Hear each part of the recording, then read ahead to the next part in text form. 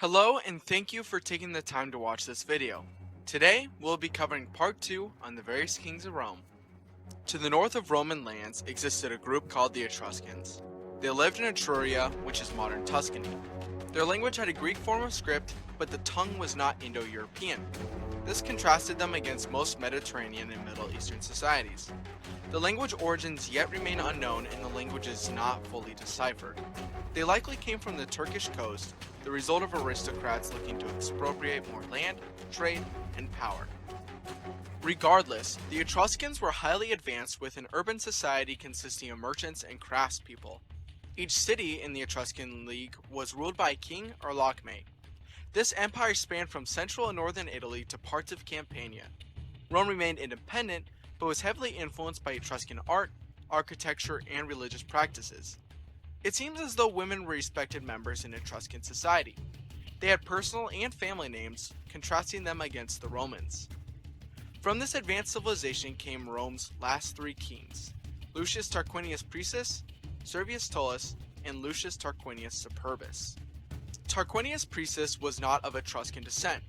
He actually originated from Corinth as the son of a Greek aristocrat who was exiled. After Cypselus, a Greek tyrant, overthrew the aristocracy in Corinth, he opposed and exiled many aristocrats. Tarquinius' father was named Demaratus, and he produced fine pottery. Demaratus, after being exiled from Corinth, established himself in the city of Tarquinii. After receiving a warm welcome, Strabo, a geographer, claimed that he was made the city's leader in a short amount of time. This may actually be possible as wealth and family status were much more important than loyalty to a specific city or homeland within Etruscan society. After marrying a local woman of noble birth named Tanaquil, he had two sons, Aruns and Lucumo. Lucumo moved to Rome, where he changed his name to Lucius Tarquinius Priscus. When he came to Rome, he became good friends with Ancus Marcius, the current king of Rome, and financed his military campaigns. Lucius Tarquinius was not supposed to receive the throne. Marcius had two sons when he died. Though the Roman monarchy was not hereditary, the sons held considerable enough influence that it was assumed that one of them would be the next king. Tarquinius was made their guardian, and he arranged for them to go on a hunting trip. While they were away, he persuaded the People's Assembly to make him king. He made war with neighbors, thereby further expanding the reach and prominence of Rome. During his reign, the Circus Maximus was constructed between the Aventine and the Palatine Hills. A leading patrician named Naevius opposed one of his reforms to strengthen the Equites. The Equites were a class of merchants that typically rode horseback in combat. He did so by bolstering their numbers in the army and by enrolling them into three new voting groups in the People's Assembly. After a miracle involving a whetstone and a razor, Tarquinius knew to tread lightly around Naevius. One day, Naevius mysteriously went missing, and Marcius' sons accused King Tarquinius of foul play. The people supported the ruling king Tarquinius. The two sons later sent two assassins to murder Tarquinius, and they were successful. The queen, Tanaquil, acted as though he was merely injured and let Servius Tullus act as regent in the meantime, giving him time to strengthen his political position. He was able to win the approval of both the Senate and the People's Assembly after news of Tarquinius' death became public. Tullus made many bold reforms. For one, he abolished the three tribes that Tarquinius had tried to implement.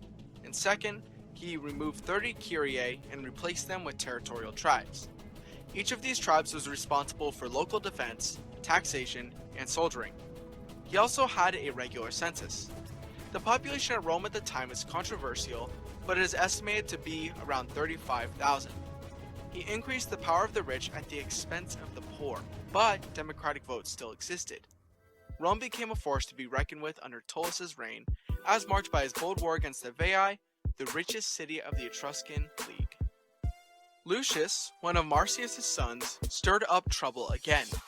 He marched into the Senate house, sat on the throne, and acted as though he were king. Tullus was obviously angered, and he showed up. Lucius had the support of the people though, as he was essentially a tyrannos or Greek tyrant. Lucius said it was better for the king's son to reign than a slave, as Tullus was the son of one of Tanaquil's slaves. Lucius, being a strong and bulky man, then picked up Tullus and threw him out the door and onto the steps. Tullus, alone in the streets, was killed by Lucius Tarquin's men. Tarquin was then made the king of Rome, and he was then called Lucius Tarquinius Superbus. Because a lot happened during Tarquinius' reign, I'll merge his rule with my next video on the establishment of the Roman Republic. Thank you so much for watching. If you enjoyed the video, please like the video, comment below, and subscribe to my channel. Next episode, we will be discussing the establishment of the Roman Republic.